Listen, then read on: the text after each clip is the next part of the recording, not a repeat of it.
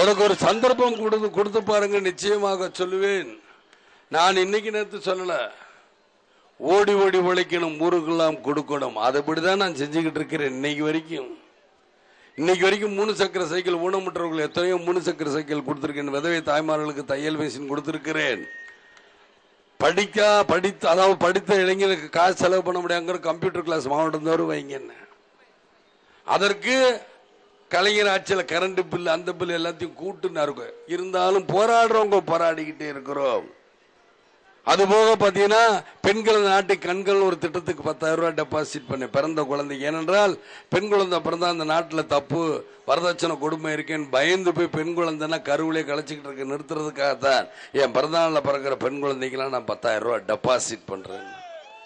அந்த 10,000 ரூபாய் டெபாசிட் பண்ணா கல்யாண வயசுல அவங்களுக்கு குறைஞ்சது 2-3 லட்சம் ரூபாய் கிடைக்கும். அதை கூட கலைஞர் சொன்னார் 30,000 மாத்தினா. அந்த திட்டத்தை கேட்டா நான் மாத்தல, மத்திய அரசு மாத்து.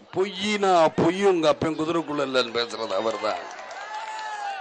ஆக எதையாவது ஒண்ணு சொல்லி அதையும் மாத்தினா. அதுக்கப்புறம் பார்த்தேன் 32 மாவட்டத்தில் இருக்க முதியோர் இல்லத்திற்கு ஒவ்வொரு மாவட்டத்துக்கும் 1 லட்சம் ரூபாய்க்கு 32 லட்சம் ரூபாய் நான் கொடுத்தேன் முதியோர் இல்லங்களுக்கு. அதாவது பெத்த பிள்ளையை விட்டுட்டு எங்கேயோ உங்க தனியா இருக்கவங்களை தூக்கி எடுத்து வளர்த்துக்கிட்டு இருக்காங்களே, அந்த எத்தனை குழந்தைகளை வளர்த்திருப்பாங்க, அந்த தாய் தந்தை இருக்காங்களேங்கிறக்காக தான் அவங்களுக்கு நான் 32 லட்சம் ரூபாய் கொடுத்தேன்.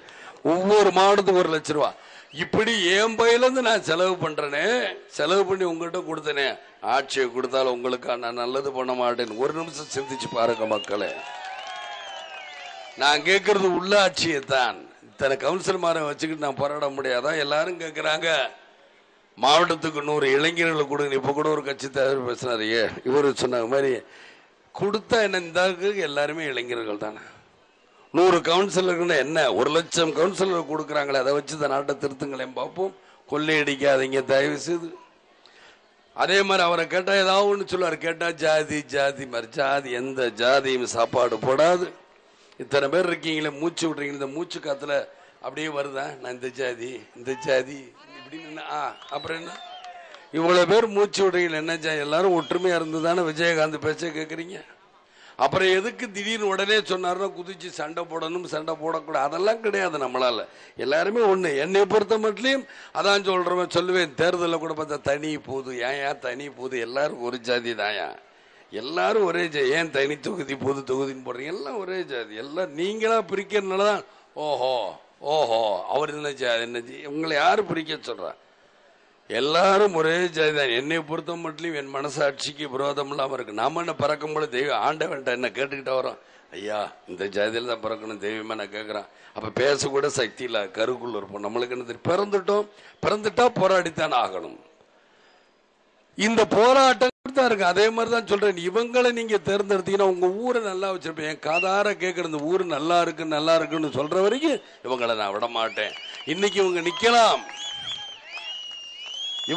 நிக்கலாம் கவுன்சிலர், ஆனா அவங்களையும் நல்லா வச்சிருப்போம். உங்க ஊர் அவங்க யாரு, உங்க மக்கள் தானே, வேற வெளியே இருந்த இங்க இருந்த அவங்க மக்கள். நிச்சயமாக கிராமத்துக்குள்ளேயோ இந்த திருப்பத்தூர்லயோ இல்ல ஐயர் கிடந்த முனையில காப்பியோ, நான் எப்படி டிப்ரெட் ஸ்கூல்ல படிக்க இவங்க காப்பி சாப்பிட்றோம் அந்த மாதிரி சாப்பிட்டுருக்கலாம். ஆக எத்தனையோ பேர் இருக்கலாம். அதனால உங்களுக்கு என்ன தேவையை பூர்த்தி செய்யணும். ஒவ்வொரு தடவையும் பாருங்க, உள்ளாட்சியில் நாங்க அப்படி பண்ணுவோம் மாறி மாறி கொடுக்குறோம். எம்பி கொடுக்குறோம், எம்எல்ஏ கொடுக்குறோம். அந்த நிதி வேறருக்கு எல்லாத்தையும் சேர்த்து கொடுத்தா உள்ளாட்சியில் வந்து நாங்க அதை செய்வோம் இதை செய்வோம், எதையா செஞ்ச போன தடவை செஞ்சு அதையும் இதையும் செஞ்ச மக்கள் நன்றாக சிந்தித்து பாருங்க. மக்களை சிந்தித்து எனக்கு ஒரு சந்தர்ப்பம் கொடுங்க தான் உங்களை எல்லாம் கேட்கிறேன். இன்னைக்கு பாத்தீங்கன்னா சாதாரண பேங்க் லோன் பாருங்களேன் எப்படி இருக்கு. பேங்க் லோன்ல எல்லாரும் என்ன சொல்றாங்க, படிக்கிற காலேஜில் படிக்கிற பிள்ளைகளுக்கு எல்லாம் பேங்க் லோன் தரேன்னு மத்திய அரசு சொல்லிடுது. ஆனா பேங்க் லோன் கிடைக்குதுன்னு போறாங்க, போனா இங்க கிடைக்கல. அந்த கொலாட்டர் கொடு, இந்த கொலாட்டர் கொடுன்னா பிள்ளைங்க தவிக்கிறாங்க. என்னையா இன்னும் கொடுக்க மாட்டேன். எக்ஸாம் பீரியட் வருது, எக்ஸாம் பீரியட்ல பணம் கட்ட, நீ காலேஜ் பணம் கட்டல, வெளியே போ. அவங்களுடைய டென்ஷன் அதனாலதான் சொல்றாங்க எனக்கு காலேஜ் வேணாம், +1 நாங்க 10ஆவதோட நிறுத்திக்கிறோம். அப்பா நம்மளுக்கு வேணாப்பா, அந்த பேங்க்ல போய் சொல்றாங்க. நான் உண்மையை போய் தான் சொல்ல. ஏன்னா அவர் ஏற்கனவே சிதம்பரத்துக்கு ஞாபகம் வருதுங்கிறாரு. இப்பயே கேட்டான், இவரெல்லாம் உள்துறை அமைச்சராம். நீ ஞாபகம் நம்ம நல்ல வேலை குண்டப்படுமே ஞாபகம் மருதியா குண்டா போட்டாங்கன்னு சொல்லிக்கிட்டு இருப்பாரு. அப்ப அப்படிதான் பம்பாயிலையும் இப்ப எல்லாத்துலயும் வந்தாதா ஞாபகம் மருதி அவங்களுக்கு? இதுக்குள்ள நிதியமைச்சரா இருந்தாரா? இல்ல ஞாபகம் மருதி எனக்கு கணக்கு விளக்கு சரியா தெரியாது. அப்ப நீ காங்கிரஸை காட்டி கொடுக்கறியா? அவங்களுக்கு கணக்கு விளக்கு தெரியாதவர்கள் உட்கார வச்சு காங்கிரஸை காட்டி கொடுக்க இல்ல இந்த மாவட்டத்தை சேர்ந்தவருங்கிறதுக்காக அப்படி சொல்றாரு. எந்த அளவுக்கு நம்ம மாவட்டத்தை கேவலப்படுத்துறாரு இந்த மாவட்டத்தைங்கிறதுக்காக தான் சொல்லுகிறேன். என்ன கணக்கு வழக்கு தெரியல இருக்கும்போது கொள்ளையடிக்கும் போது உங்க பிள்ளைய வச்சு நீங்க பேங்கா கொள்ளையடிக்கும் போது தெரியலையா? கணக்கு வழக்கோட கொள்ளையடிக்கலையா? லஞ்சம் வாங்கலையா? சொல்லுங்க பார்க்கலாம். 5 கோடி ரூபாய் பணம் இருந்தா ஒண்ணும் இல்ல திவால் அப்படின்னு சொல்ற அதே பணக்காரங்க ஒண்ணு ஏழைய கேட்டா வீடை கழட்டு அதை கழட்டு டிராக்டர் கழட்டு மாட்டு வண்டியை தூக்கிட்டு போ அதை தூக்கிட்டு போ. என்னையா தப்புன்னு 100 கோடி ரூபாய் நீ ஒண்ணும் இல்லாம ஆக்குற? அட்லீஸ்ட் எங்க ஆளுங்க என்னையா ஒரு 5 லட்சம் ரூபாய் பாக்கி வச்சிருப்பாங்க, அதான் அதிகம். அதுக்கு இந்த மாதிரி நீங்க பேசுறீங்களே. 5 லட்சம் ரூபாய் கூட வில்லேஜ்ல இருக்கும். என்ன சும்மா அரசாங்கம் ஓட்டுக்கு மாத்திரம் அதை பண்றேன் இதை பண்றேன் இதை பண்ணுங்களேன். அதுதான் நான் சொல்றேன். என்னுடைய மக்களை தங்க தட்டுல வச்சு தாளாட்டே ஏன் இந்த மாதிரி அக்கப்போர் கூட்டுறீங்க? நான் எப்பவும் சொல்றேன், நீங்க நல்லது பண்ண நான் வந்திருக்க போறேன். செத்தா 6க்கு 3 அருணாக்குடிய கூட கட் பண்ணி விட்டுறேன். அந்த மாதிரிதான் அந்த உலகம்.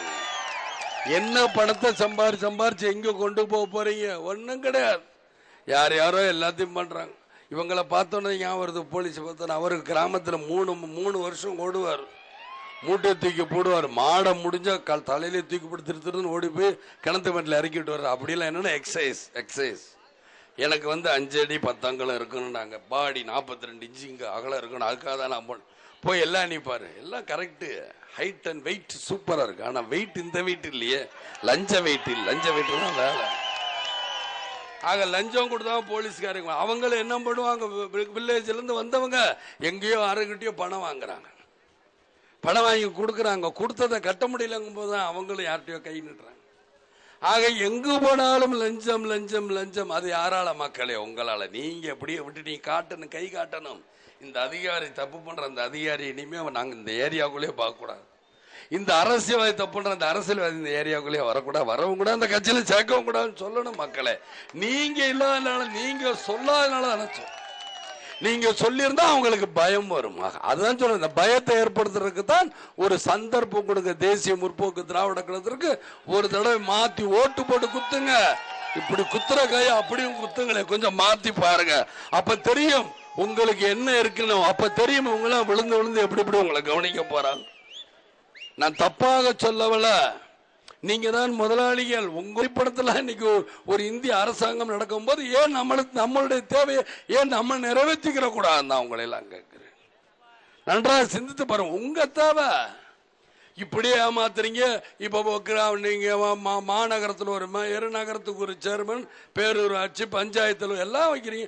இது போக ஒரு எம்எல்ஏ, ஒரு எம்பி, அது போக கலெக்டர், இத்தனை பேர் இந்த நாடு இப்படித்தானே இருக்கு. அதற்கு யார் காரணம்? நீங்க தானே மக்கள். நல்லா சிந்தித்து பாருங்க. மாறி நீங்க 2 கட்சிக்கு ஓட்டு போட்டு இருக்கிறாங்க. ஒரு தடவை மாத்தி போடுங்களேன். அது என் கூட யாரு சேர்ந்திருக்கா? கம்யூனிஸ்ட் கட்சி சேர்ந்து நிச்சயமாக லஞ்சம் கஞ்சி அவங்ககிட்ட இருக்காது. நிச்சயமாக அப்படியே தவறி வாங்க கண்டிப்பாங்க, தப்பு பண்றாங்க அப்படின்னு. கூட்டணி கட்சி வச்சிருக்காங்களே அவங்களும் நிச்சயமாக, அதாவது கூட்டணி கட்சி வச்சிருக்கும் அதெல்லாம் சுட்டி காட்ட முடியுங்கிறதுக்கானதான் என் தாழ்மையான கருத்து. அதனால தான் சொல்றேன் மக்களே, என்னுடைய சினமான கொட்டும் முரசு சின்னத்திற்கும், அறுவாள் சுத்தின் நட்சத்திர சின்னத்திற்கும் நீங்கள் வாக்களிக்க வேண்டும் என்று கேட்டுக்கொள்கிறேன்.